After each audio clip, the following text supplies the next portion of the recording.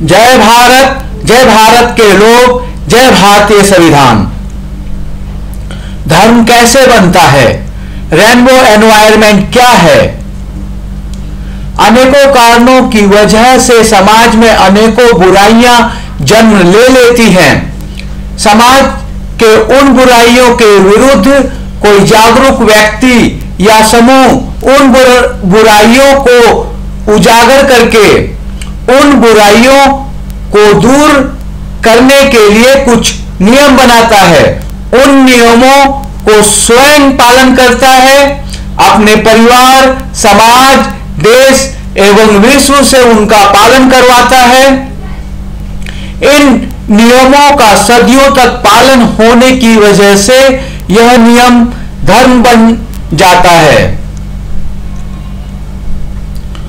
समाज परिवर्तनशील है, जिसमें समय के साथ परिवर्तन आता रहता है और समय के साथ सभी धर्मों में जो नियम होते हैं उन नियमों में से कुछ नियम समाज के लिए उपयोगी बने रहते हैं, लेकिन कुछ नियम समाज के लिए बुराई बन जाते हैं। ज्ञानी व्यक्ति उपयोगी नियमों को तो अपना लेता है, लेकिन समाज के लिए बुराई बन गई नियमों को त्याग देता है। अज्ञानी व्यक्ति उपयोगी नियमों को त्याग देता है, समाज के लिए बुराई बन गई नियमों को अपना लेता है। भारत के संविधान में सभी धर्मों के उपयोगी नियमों को तो अपना लिया गया है और समाज के लिए बुराई बन गई नियमों को अपराध घोषित कर दिया है। जो व्यक्ति भारत का संविधान नहीं मानते वह अधर्मी, मुजरिम, संविधान विरोधी, देशद्रोही, आतंकवादी, अंधविश्वासी, धोखेबाज हैं। इनके खिलाफ कानूनी प्रक्रिया करके इन्हें इनके अंजाम तक पहुंचाएं। विश्व के 10 प्रमुख धर्म एवं उनकी जनसंख्या का प्रतिशत।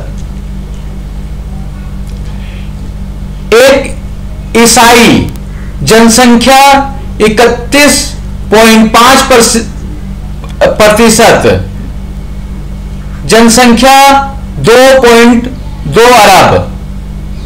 2 मुसलमान जनसंख्या 23%, जनसंख्या 1.6 अरब। 3 भारतीय पारंपरिक धर्म हिंदू, जनसंख्या 13.95%, जनसंख्या 1 अरब। हिंदू सिंधु नदी से बना है। जब मुस्लिम अटैकर ने, अग्रेसर्स ने भारत पर हमला किया तो वह सिंधु नदी का उच्चारण हिंदू नदी कर करते थे, इसलिए इस प्रदेश का नाम हिंदू पड़ गया। इसलिए हिंदू कोई धार्मिक शब्द नहीं है, इसलिए इसे हम यहां पर भारतीय पारंपरिक धर्म कह रहे हैं। तो तीसरा, भारतीय पारंपरिक धर्म हिंदू, जनसंख्या 13.95%, जनसंख्या 1 अरब। 4 चीनी पारंपरिक धर्म, जनसंख्या 5.5%, जनसंख्या 39.4 करोड़। 5वां बौद्ध धर्म, जनसंख्या 5.4%, जनसंख्या 37.6 करोड़। 6वां अफ्रीकी पारंपरिक धर्म, जनसंख्या 40 करोड़, जो 5.59% बैठता है। 7वां सिख धर्म, जनसंख्या 2.3 करोड़, जो विश्व जनसंख्या का 0.32% है। 8 यहूदी धर्म, जनसंख्या 1.4 करोड़, जो विश्व जनसंख्या का 0.20% है। 9वां जैन धर्म, जनसंख्या 42 लाख, जो विश्व जनसंख्या का 0.005% है। 10वां शिंतो धर्म, जो जापान में मुख्यतः है, जनसंख्या 40 लाख, विश्व जनसंख्या का 0.005%। विश्व जनसंख्या का अगर हम 1% की बात करें तो वह लगभग 7.15 करोड़ है। भारत के 10 प्रमुख धर्म एवं उनकी जनसंख्या का प्रतिशत, ये 10 नहीं है तो हम कह सकते हैं भारत के प्रमुख धर्म। तो यहां धर्म दिया हुआ है, जनसंख्या और प्रतिशत। तो सभी धर्मों की जनसंख्या है 1 अरब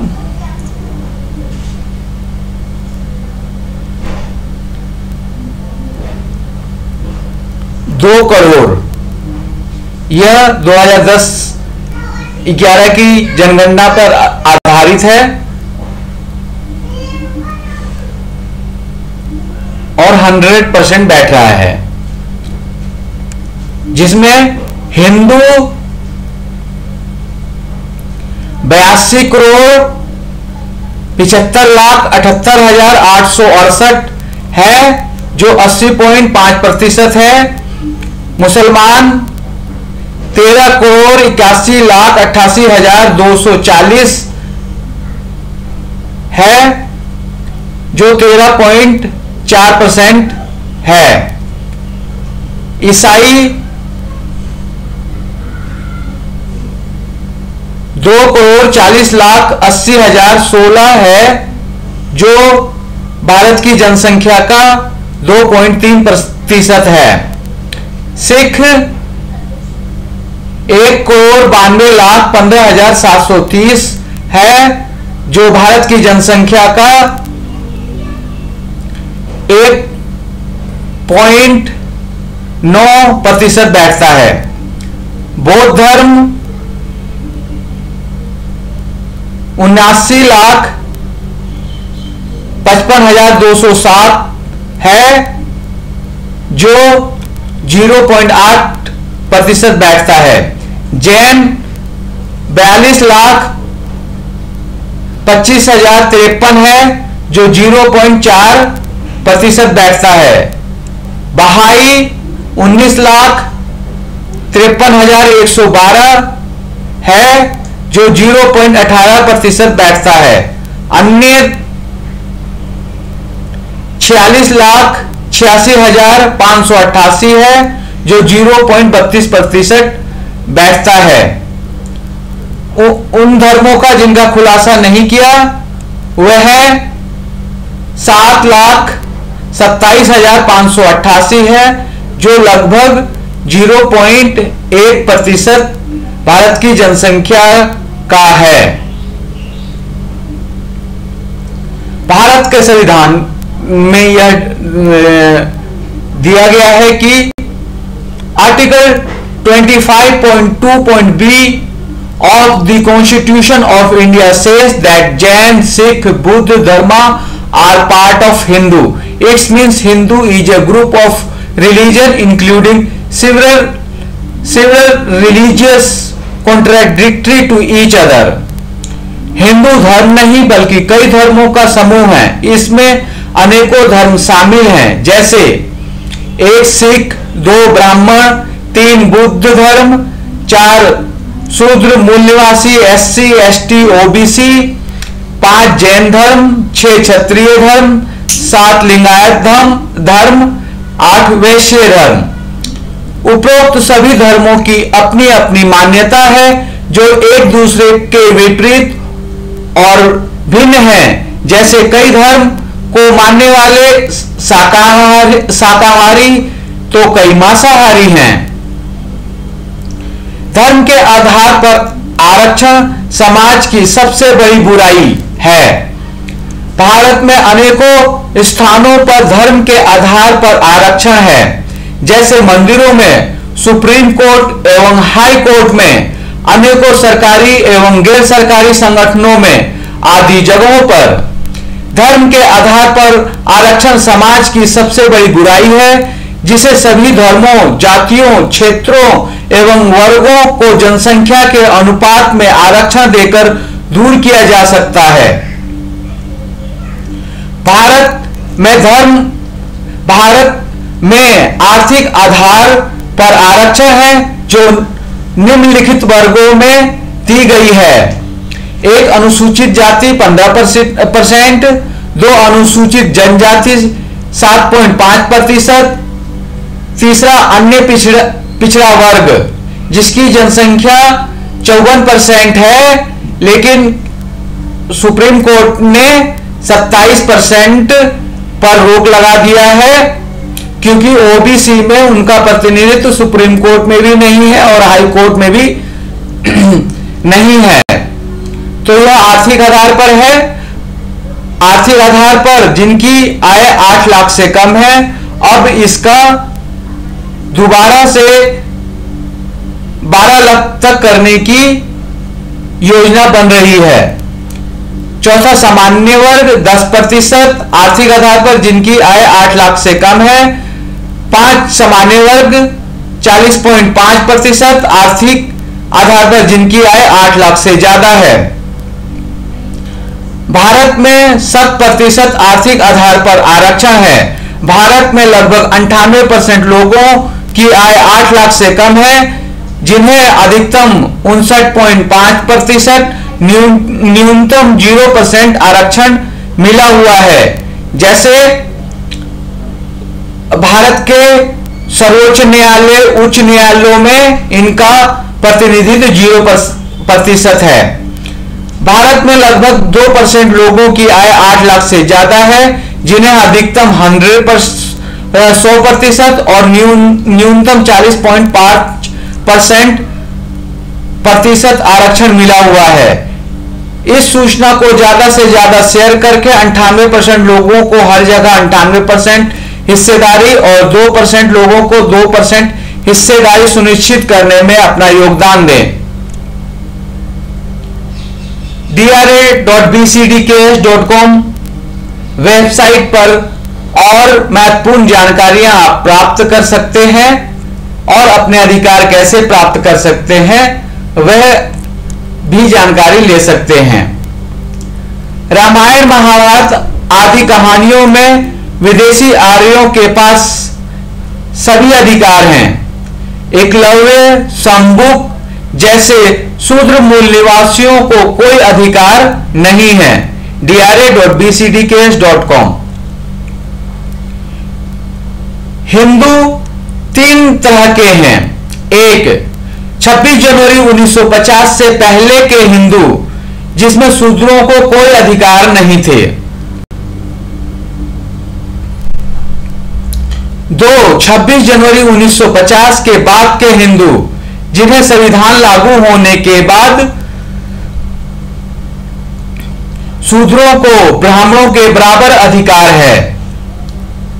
वह लिखित में है, संविधान में है, कानूनों में है, लेकिन क्योंकि संविधान पूरी तरह से लागू नहीं हो पाया है, सभी जगह ओबीसी, एससी, एसटी, मूल निवासियों को, माइनॉरिटीज को उनकी जनसंख्या के अनुपात में प्रतिनिधित्व नहीं मिल पाया है।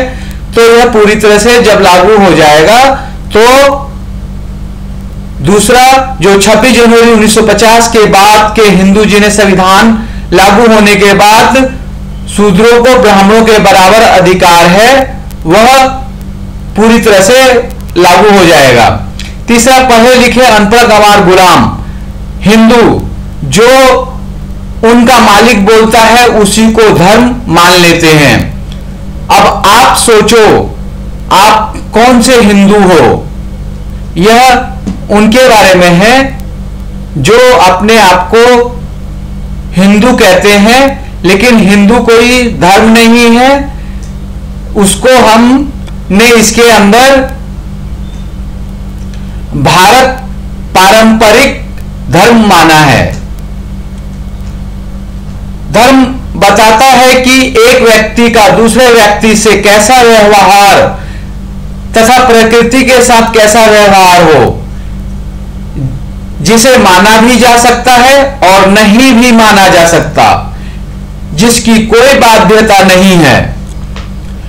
रेनबो एनवायरनमेंट व्यक्तिगत से विश्व तक कुल 7 स्तरों पर एक व्यक्ति का दूसरे व्यक्ति से कैसा व्यवहार हो, यह निम्न 3 तथ्यों पर निर्भर करता है।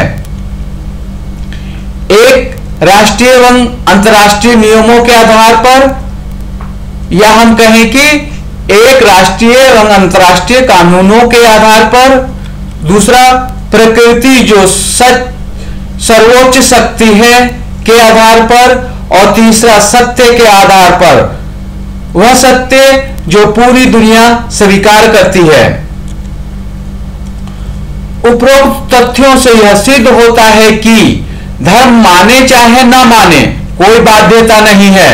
रेनबो एनवायरनमेंट में दिए गए तीनों तथ्यों को ना मानना गंभीर अपराध है, क्योंकि तीनों तथ्यों में एक तथ्य राष्ट्रीय एवं अंतर्राष्ट्रीय कानून भी है। अगर आपने इन्हें नहीं माना तो उसके लिए यह एक गंभीर अपराध है। तो रेनबो एनवायरनमेंट में दिए गए तीनों तथ्यों को ना मानना गंभीर अपराध है, जिसके लिए राष्ट्रीय एवं अंतर्राष्ट्रीय कानूनों में गंभीर से गंभीर सजा का प्रावधान किया गया है। रेनबो एनवायरनमेंट से विश्व के सभी प्राणियों के समस्याओं का अधिकतम संभव समाधान किया जा सकता है। जय भारत के लोग, जय भारतीय संविधान।